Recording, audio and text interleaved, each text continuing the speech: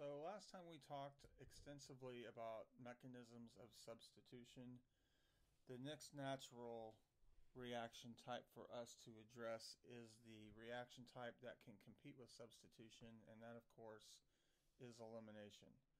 If we do a brief review of substitution and then kind of complete the circle by showing how elimination can successfully compete, I think we'll have a pretty good knowledge of what conditions favor substitution and what conditions favor elimination. Let's go back to a little bit alkyl halide nomenclature. The carbon to which the halide is bonded is referred to as the alpha carbon. One carbon removed from this alpha carbon is a beta carbon. And of course, the next one removed is a gamma carbon, and the next one is a delta carbon. If we have an acceptable nucleophile, let's say we have water,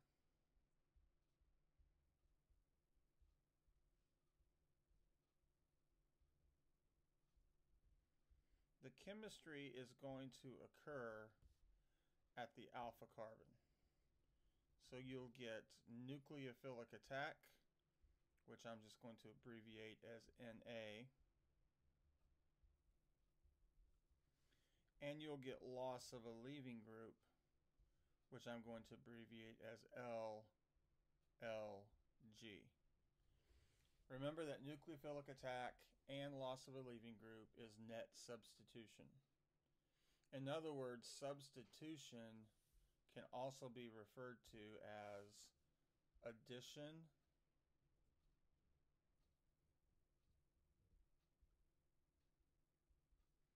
elimination.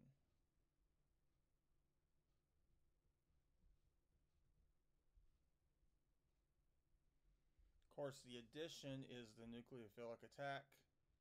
The elimination is the loss of the leaving group. That's net substitution, and we've actually talked about that in fair detail. We can also have another type of chemistry. If we look at the beta, I'm actually going to go to a new slide to show this. So I'm just going to scroll down. So if I go to the same substrate that I had,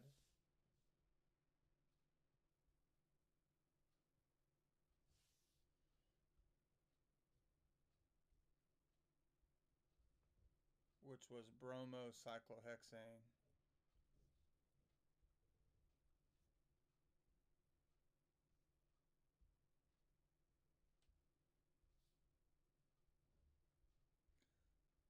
attached to the beta carbons, of course, are beta hydrogens. So in elimination, there are 4 key atoms associated. One atom, of course, is my leaving group. A second atom is the alpha carbon. A third atom is the beta carbon. And a fourth atom is the beta hydrogen. If I have an acceptable base, I can have a proton transfer step.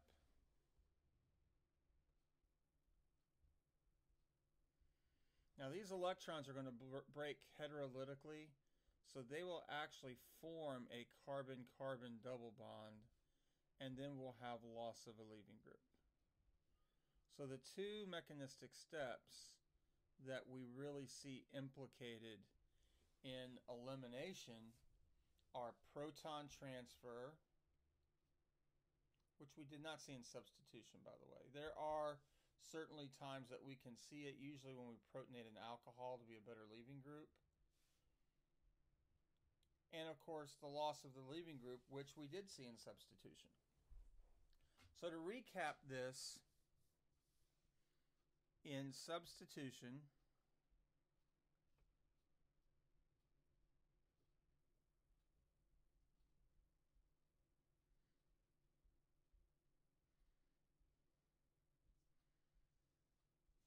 we have nucleophilic attack and we have loss of a leaving group. Now, there are two sequences that we really investigated with these alkyl substrates, and one of those was nucleophilic attack and loss of a leaving group can occur in a concerted step, which means that everything essentially happens at one time. The proper word for that is synchronous electron movement. A lot of people refer to it as simultaneous. There's not enough evidence to show that it is simultaneous, but it is awfully close to simultaneous. And then number two, we can have loss of a leaving group that will give us a positively charged intermediate. In fact, we call that positively charged intermediate a carbocation. And then that carbocation will undergo nucleophilic attack. In other words, this is a stepwise mechanism.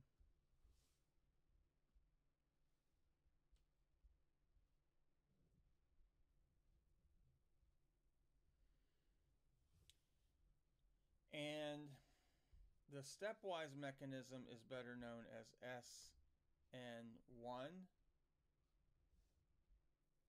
And we've already discussed that before.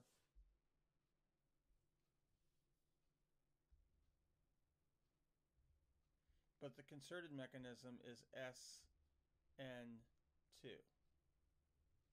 These are all things that we've discussed previously. Now let's contrast that with elimination. And there are some definite similarities that we see in elimination that remind us of substitution. More importantly, there is a loss of a leaving group. Most important difference, nucleophilic attack is now traded for a proton transfer. And as you might expect, there are two different ways this can happen. We can have a proton transfer and the loss of a leaving group that is concerted. And if we look at our substitution equivalent, we might suspect that this is an E2 mechanism, which it is. Secondly, there is a stepwise pathway where we will have loss of a leaving group. We will generate a carbocation intermediate. And this intermediate is alleviated by a proton transfer. This is not concerted, this is stepwise, and this is the E1 pathway. Now in substitution, we discussed previously that SN2 is far more popular in nature than SN1. It's even more pronounced in the elimination world. Very few reactions follow the E1 pathway, and E1 really has not integrated itself into nature the way that E2 has. So anytime you see an elimination reaction in biochemistry, it is typically referred to as beta elimination. And if we go back and look at this mechanism a little bit, we are removing a beta hydrogen. We are eliminating a beta hydrogen. So beta elimination is exactly the same thing as the E2 mechanism, the E2 pathway. Nature integrates the concerted pathway much more readily than the stepwise pathway, and if you think about it, it makes sense. A one-step process where everything occurs in a single transition state is superior to a two-step process with two transition states and one intermediate that now you have to worry about stabilizing with a given solvent system. So E2 much, much more popular than E1.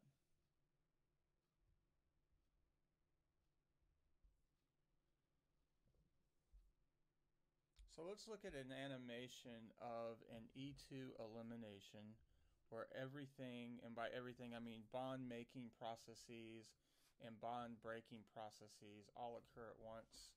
So we have a molecule. Let me see if I can make this a bit bigger.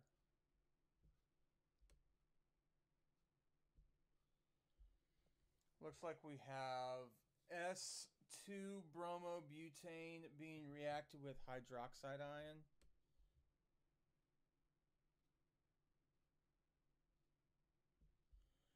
And so what should happen in this mechanism is that one of the lone pairs on oxygen should begin to make a bond with this hydrogen. This hydrogen should begin to release its electrons to this carbon, which donates them to this carbon, and then this carbon-bromine bond should begin to dissociate. In other words, the proton transfer step and the loss of the leaving group step happen essentially simultaneously.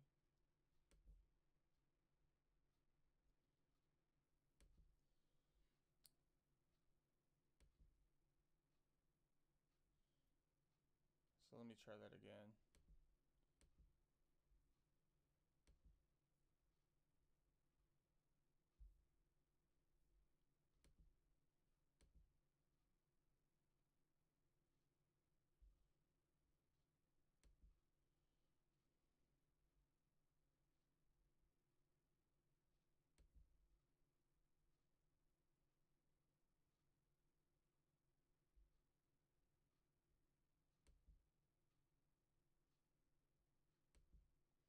So now we've captured the transition state. So notice that we're beginning to make an oxygen-hydrogen bond. We're beginning to break a hydrogen-carbon bond, make a carbon-carbon pi bond, and break a carbon-bromine bond. This would be the only transition state for the E2 elimination. What's really important is if you look at the 4 atoms in this mechanism that are really important in the electrophilic molecule. The hydrogen that I'm going to remove, the 2 carbons that will be involved in making the new alkene, and the leaving group. All 4 of these atoms must be in the same plane. And the bromine and the hydrogen must be anti or very, very close to anti. So you're looking at dihedral angles anywhere from 175 degrees to 180 degrees. This is a geometric restriction that you will not see with E1. Well, there was a geometric restriction with SN2, we just didn't emphasize it as much, and that is nucleophilic attack must happen anti to the leaving group. We call that backside attack. So it shouldn't surprise us that when we have a concerted mechanism, there are more strict geometric controls on when it can react and when it cannot react. So this is the essence of the E2 elimination, and it will always yield stereo-specific products. In other words, with this particular reaction, I'll always get a trans alkene.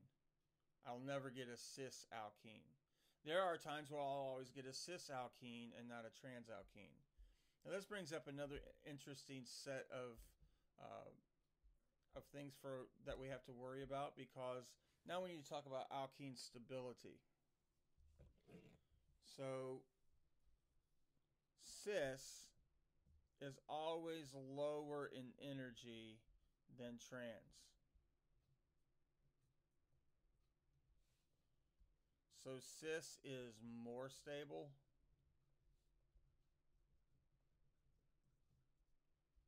And trans is less stable.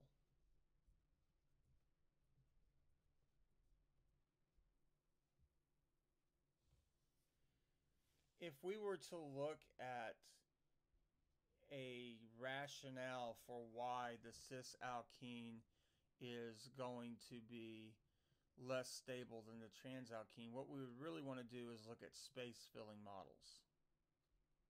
So if we look at cis-2-butene, notice that the 2 terminal methyl groups are in pretty close proximity relative to one another.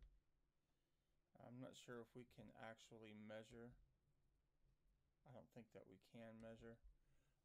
But if you were to measure the distance between these two methyl groups in the cis molecule, they'll be closer together and repel one another relative to the trans molecule. So keeping this structure in mind, let's look at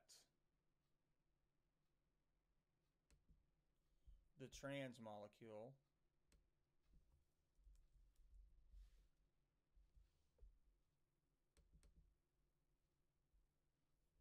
And we'll go to space filling again. So we're making an equitable comparison. These methyl groups are much farther apart in the trans molecule than they are in the cis molecule. So number one, the trans is always more thermodynamically stable relative to the cis. Number two,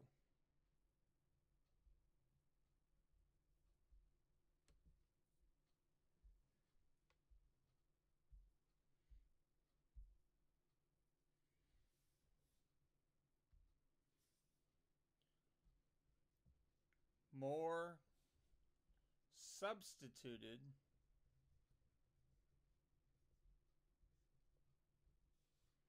alkenes are lower in energy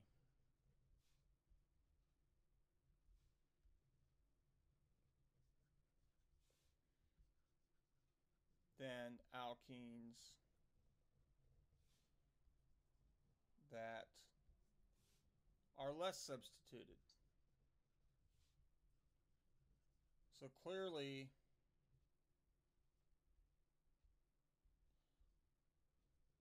we need to define what more substituted and less substituted actually means. It really has to do with hyperconjugation. So let's take a look back at hyperconjugation. So if we have a series of alkenes,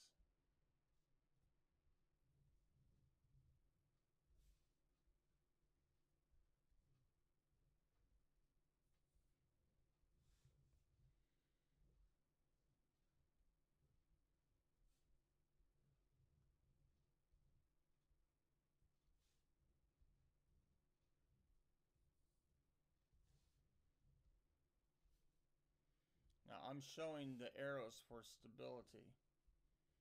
So the most stable is this molecule. Let's call it A. And we'll just go B, C, D, and E. Remember that we do not have an empty p orbital like we do with carbocations, but this p orbital has very weak overlap. So the more sigma bonds, and so when you have an alkene carbon that is bonded to more carbons, those carbons will be bonded with one hydrogen such that the sigma electrons from this end-on-end overlap can weakly overlap with the p orbitals between the two carbons in the alkene, improving its bond strength. The more that overlap you have, the more stable the alkene will be. Here I have 4, here I have 3, here I have 2 that are trans, here I have 2 that are cis, here I only have 1. The most stable alkene is termed the Zaitsev alkene.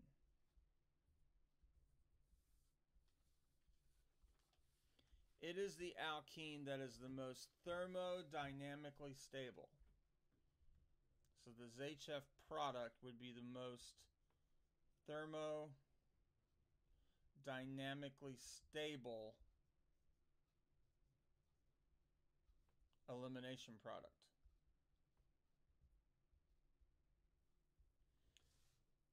The less stable, but the one I typically form faster, is called the Hoffman product. So it's the most kinetically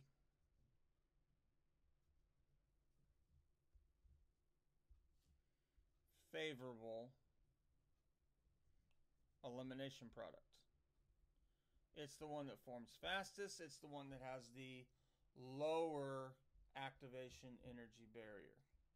Usually because I have a more accessible proton. Let's illustrate with a quick example. For example, let's say that we have the following alkyl halide. And we have a beta hydrogen that can be removed that is here or here. Now you need to understand that these two carbons are equivalent, so their hydrogens are equivalent. The Zaitsev product results when I eliminate this hydrogen, leaving me with a more stable product.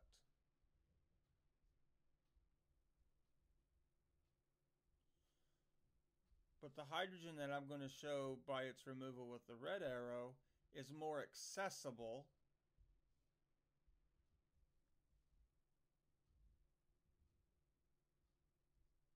Of course, the same leaving group leaves. And because it's more accessible, it would have a lower energy of activation. Hoffman product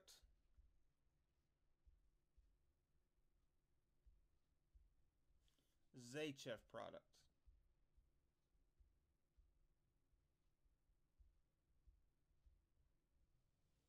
Lower in energy, more easily formed.